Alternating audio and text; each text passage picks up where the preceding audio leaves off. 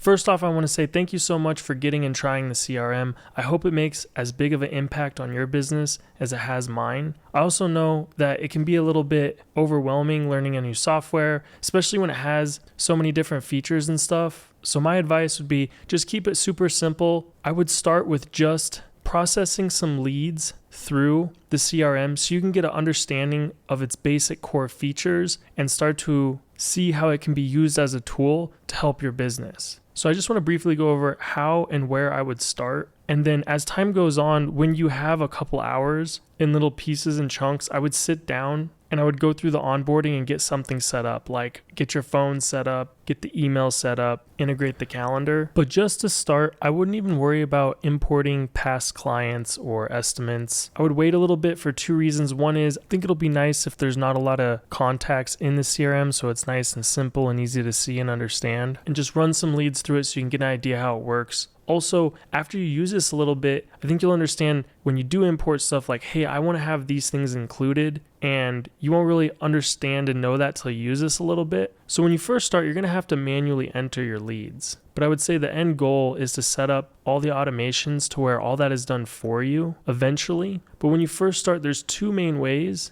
that you're going to enter leads and estimates and jobs into the system. So if it's a new lead that you have not set up for an estimate and you're going to use the system to help you do that, you're going to want to enter that right here on the contacts tab with this plus button. Now, if you've already done the estimate, but you're wanting to put it in the CRM, like maybe you want to use the jobs pipeline, or maybe it's a think about it estimate where it's pending and you want the system to automatically follow up with that estimate for you, you're going to actually click right here where it says auto create estimates and jobs. So the way to think about it, if it's a lead that hasn't been set up yet, I'd enter it here. If you already did the estimate, I'd enter it here. So see, when I click here, it's just going to take the information and auto generate the lead, the estimate, and possibly the job, and put them in all the right spots with all the right stats to have good data for you.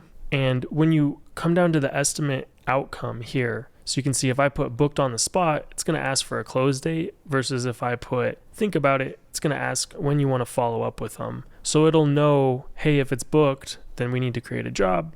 But if it's not, then it's just an estimate. All right, so let's go back to contacts here. And to get started, you want to process some leads through the CRM. So let me show you what I mean by that. I'm just going to manually enter a contact. So you press this plus button, and all you really need to focus on is the name, email, and phone. Don't worry about any of this other stuff here. And if you don't have email or phone, you can literally just have one name. So John, and I'll press save, and then it's going to create a contact and take you to this page. Now you'll want to fill out the rest of the information you have here for whatever you do have, but if all you have is John, that's all you really need at this moment.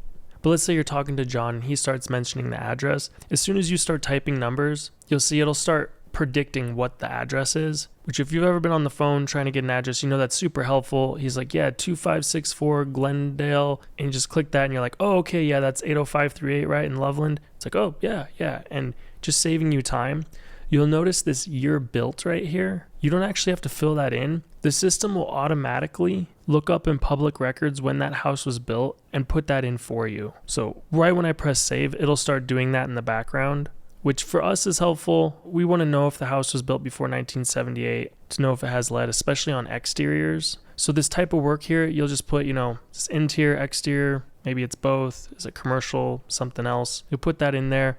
In other videos, you can see how you can even add other categories and customize this for your business. Lead source is really important. If you're not trying to get the lead source of every lead, I would strongly recommend implementing systems to be able to do so. If you're not sure where it came from, you can just simply ask, hey, how'd you hear about us? And you could leave it blank, but I prefer to put unknown if I don't know. If it was, say, a client referral, that's what this is here for, is you can put in what was the name of the client in case you want to maybe send them a thank you letter or something. This is more for if you're running Google AdWords or Facebook ads, you would auto pull this in. So I wouldn't worry about this. This will get auto pulled in as well, and is really only helpful if you have more than one phone number. Like sometimes if you put a ad in a magazine or direct mailer, you might want to use a specific number so you know that that's where it came from and you don't have to ask, how'd you hear about us? Or it just auto fills in. Point is, I wouldn't worry about this right now. That'll be helpful later. Ask to be contacted at a later date is helpful for let's say you call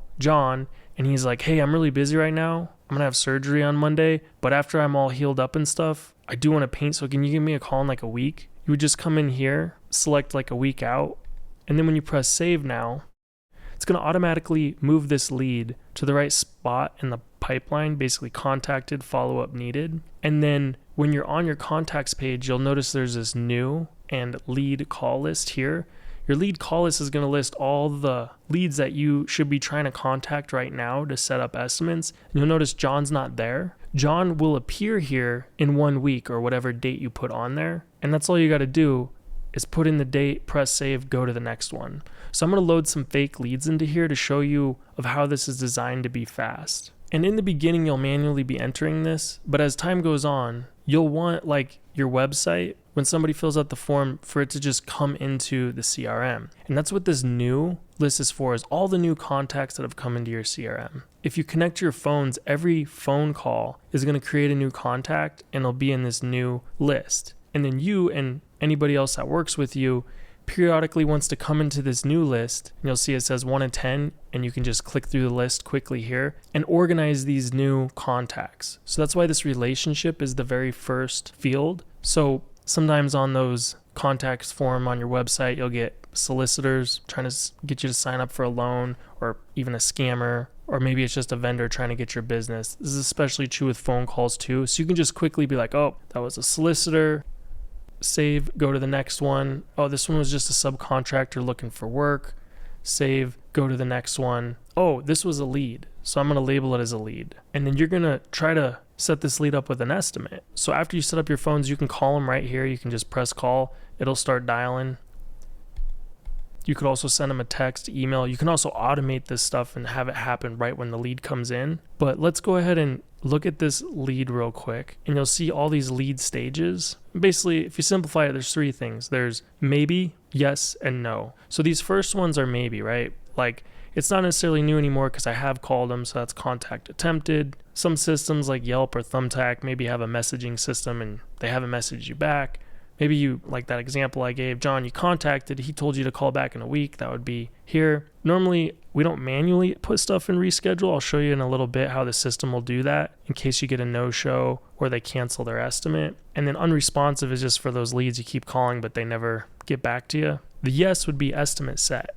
And all these down here are the no reasons, right? So maybe they live too far away from you. Maybe it was bad contact information. The number didn't work. Maybe they wanted it done in 2 days and you're booked for a couple weeks. Whatever the case may be, you can put that in there. But where it's designed for speed is you don't even have to open up the lead and look at it. You just come down here to this tags, and you'll notice all those stages in the lead pipeline are right here as well. So to make it super fast, you can just come down here, start typing outside a service area, click that, go to the next one, and that'll immediately, if I go back real quick, it moved the lead to outside a service area, and it knows to mark it as a lost lead. But all you had to do is just quickly do that, go to the next one. You know, is this a lead? If not, label it, go to the next one. If it is a lead, reach out to them, and then just put what happened really quick right here. Hopefully, we set them up for an estimate. Now, one of the first things I would recommend integrating is the calendar, because if you're on the phone and you set them up with an estimate, you can come over to this icon right here,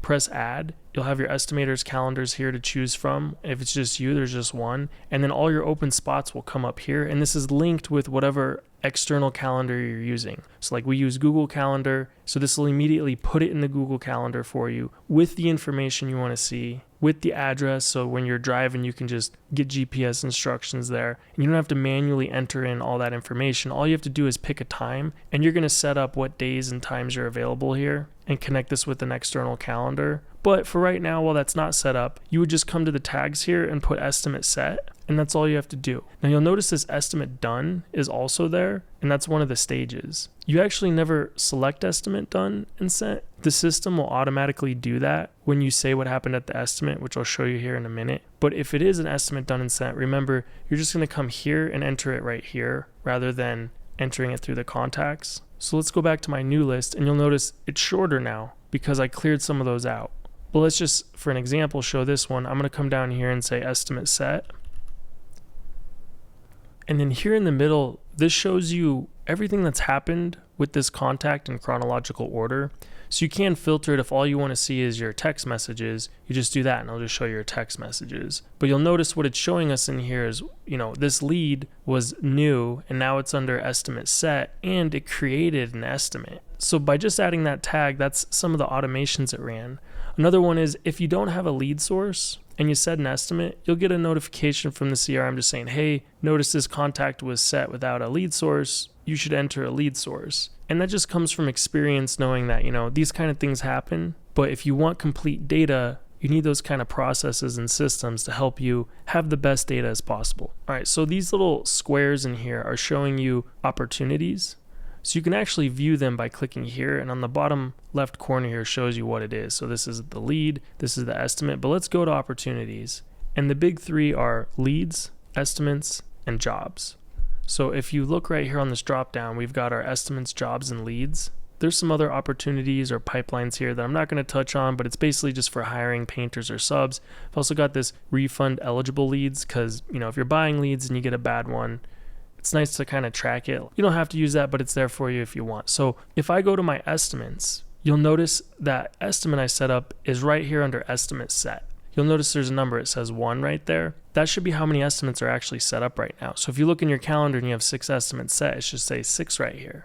Now let's say that one of the estimates cancels, or you get there and they're just a no-show. Once you integrate the calendars, so you can choose to not do this if you want, but we send an email after we set the estimate, which is an automation, and we'll also have a calendar invite to the contact. And there's a link in there if they need to cancel, they can click and they can cancel. Or you can manually mark it as a no-show or a canceled in here. But what that's going to do is it's going to automatically delete it from here, so that estimate set will no longer be here. And on the lead, it's going to kick it back from estimate set to reschedule previously set estimate. So then next time you go to your lead call list, it's going to be in there and you're going to see, oh, I need to reschedule this. And maybe if they canceled for a reason that doesn't make sense, you could label it as a lost lead. But it's just nice that all that's done in the background for you, keeping your data organized and making it easy. If you do work in teams, estimator shows up, they're not there, they just mark it as a no-show, kicks it back, the office sees it, they can try to reschedule it, do what's needed. But I'm going to go back to my new list. I'm going to quickly just do a couple things, right? So I'm going to say this guy asked me to call him tomorrow.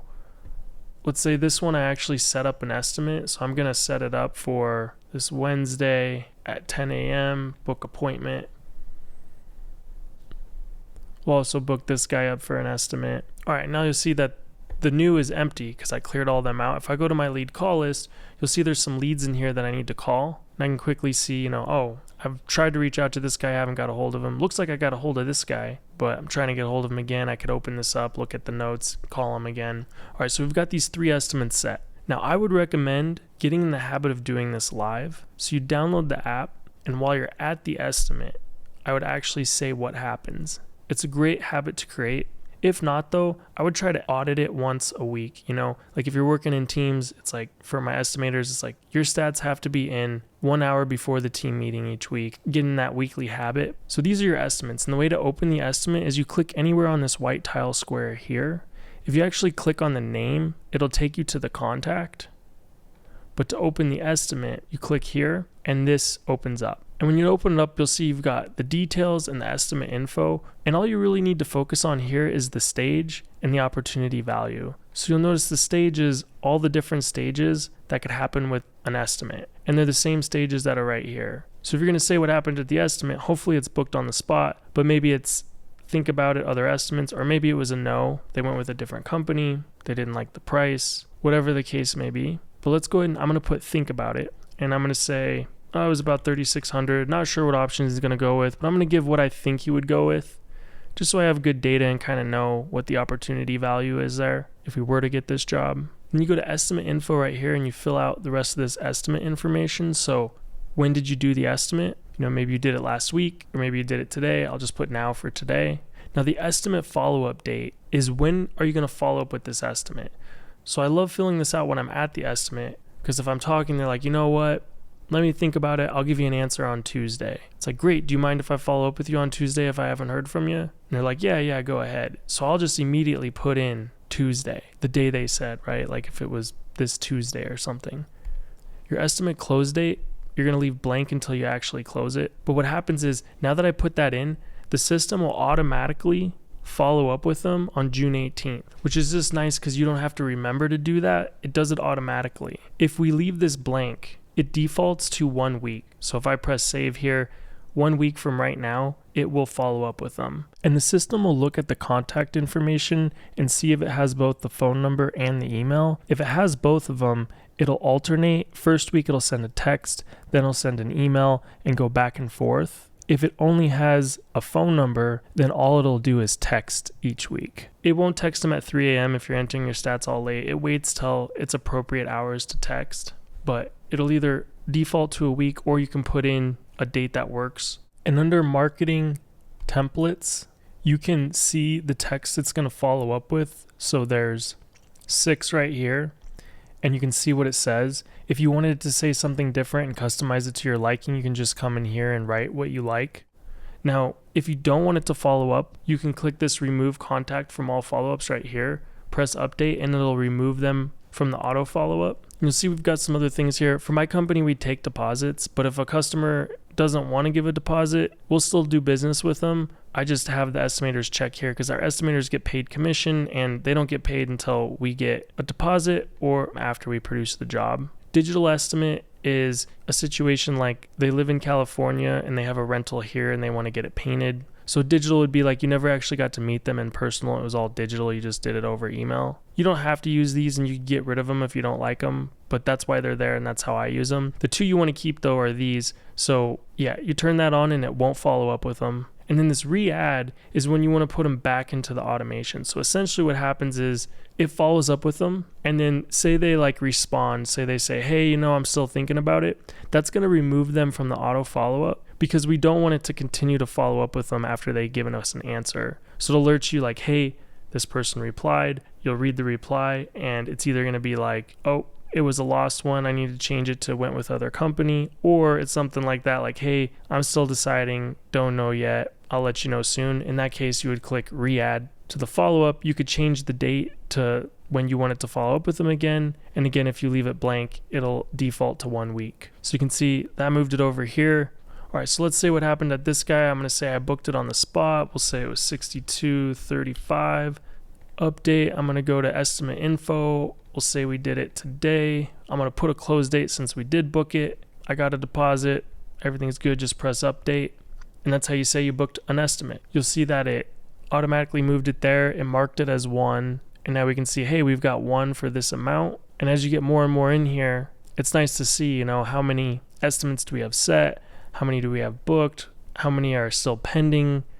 And then you can see your lost. You can also do a list view if you like to see it in other ways. You can manage the fields, reorganize them how you want with these columns, add in new ones. And then also if you are working in teams, you can go to filters and you can come down to estimator and you can say, I only want to see the estimates for this person. So that way, if they're going to enter their stats, they only see their set estimates and label what happened.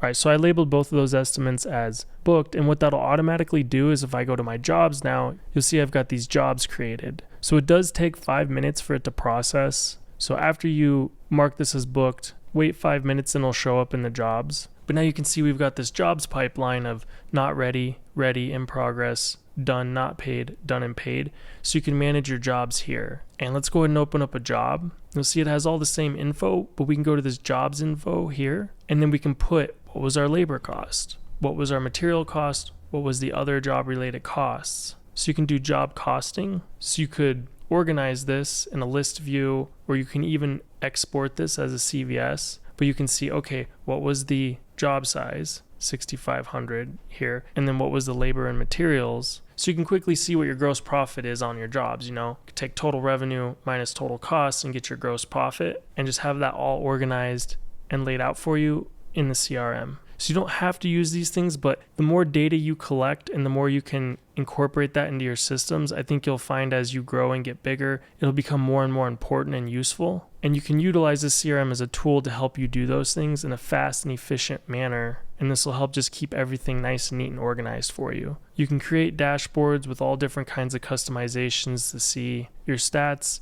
I'm not going to go over that in this video. I just wanted to explain that's where I would start, and I would just try and commit to, hey, all my new leads, I'm going to process through the CRM. Try to enter them as they come. Or there are certain situations where you're just immediately entering an estimate. Like if you're given an estimate to Susie and her neighbor comes out and is like, hey, what are you doing? Oh, can I get an estimate on my house? And you just give them an estimate right there. Never had a chance to go through the lead cycle in the CRM. So just come down here, enter in the estimate. But I would commit to any new leads and estimates you do to process them through the CRM and just get used to the flow and seeing how this can be a helpful tool for you and your business. And then start adding things on, like incorporate the calendar, set up your phones, set up the email, maybe start running your payments through the CRM, set up some automation, start customizing this to really help take your business to the next level. You can see this is a huge time saver. And just for me and my business, our booking rate on callbacks is higher than it's ever been. And I know it's from the auto follow-ups. Unfortunately, my sales reps, maybe they're just too busy, but they weren't doing the best job following up with their old system. But now it's just so easy where everybody's going to get automatically followed up with when they reply. We either move them to a yes, no, or re-add them to the auto follow-ups.